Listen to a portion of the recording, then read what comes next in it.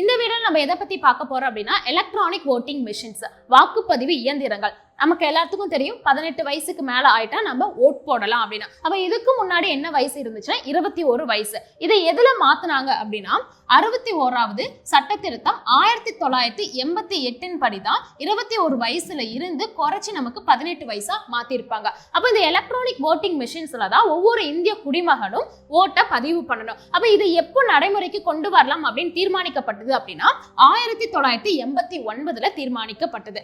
இதை தொடர்ந்து 1998ல ராஜஸ்தான், மத்திய பிரதேஷ் அண்ட் டெல்லி சட்டமன்ற தொகுதி தேர்தலில் தான் வந்துட்டு ஒரு குறிப்பிட்ட இடத்துல மட்டும்தான் இந்த இவிஎம் மிஷினை யூஸ் பண்ணியிருக்காங்க. அண்ட் இதை ஃபாலோ பண்ணி 1999ல கோவா சட்டமன்ற தேர்தலில் அந்த கோவா ஃபுல் ஸ்டேட்லையுமே இந்த இவிஎம் மிஷினை யூஸ் பண்ணியிருப்பாங்க. அண்ட் எல்லா மாநிலத்திலையும் 2003ல இதை வந்து யூஸ் பண்ணிக்கலாம் அப்படின்னு அறிவிச்சிருப்பாங்க.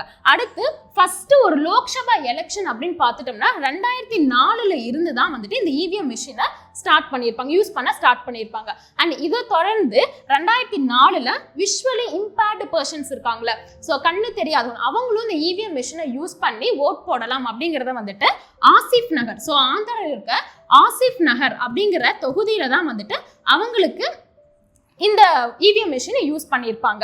அடுத்து இதுக்கு அடுத்து பார்த்தோம்னா விவிபேட். ஸோ விவிபேட் என்ன அப்படின்னா நம்ம போடுற ஓட்டு கரெக்டான பர்சனுக்கு தான் நம்ம போட்டிருக்கோமா அப்படின்னு செக் பண்றதுக்காகவே இந்த மாதிரி ஒரு மெஷின் இருக்கும். ஸோ அதுக்குள்ள அந்த விவிபேட் அந்த பேப்பர் இருக்கும், சரிங்களா? அந்த பேப்பர்ல என்ன இருக்கும் அப்படின்னா நம்ம எந்த பர்சனுக்கு ஓட் போட்டிருக்கோம், அவங்களோட நேம் அண்ட் அவங்களோட சீரியல் நம்பர் இதெல்லாமே நமக்கு ஷோ ஆகும். அப்போ இந்த பேப்பர் எவ்வளோ நிமிஷத்துக்கு ஷோ ஆகும் அப்படின்னு பார்த்துட்டோம்னா 7 செகண்ட்ஸுக்கு இது ஷோ ஆகும். அண்ட் இதை எப்போ ஃபர்ஸ்ட் யூஸ் பண்ணியிருக்காங்க அப்படின்னா 2013ல நாக்சன் அப்படிங்கிற ஒரு சட்டமன்ற தொகுதி, ஸோ அந்த தேர்தலாக வந்துட்டு இந்த விவிபேட் அப்படிங்கிற சிஸ்டமை ஃபர்ஸ்ட் யூஸ் பண்ணியிருக்காங்க. ஸோ இந்த நாக்சன் அப்படிங்கிற தொகுதி நாகாலாண்டில் இருக்கு. இன்னைக்கான கேள்வி என்ன அப்படின்னா விவிபேட்டோட முழு விரிவாக்கம் என்னன்னு மறக்காம கமெண்ட் செக்ஷன்ல கமெண்ட் பண்ணிருங்க. இந்த மாதிரி நிறைய வீடியோ உங்களுக்கு தெரிஞ்சுக்கணும் அப்படின்னா மறக்காம எங்களை ஃபாலோ பண்ணிருங்க. நன்றி, வணக்கம்.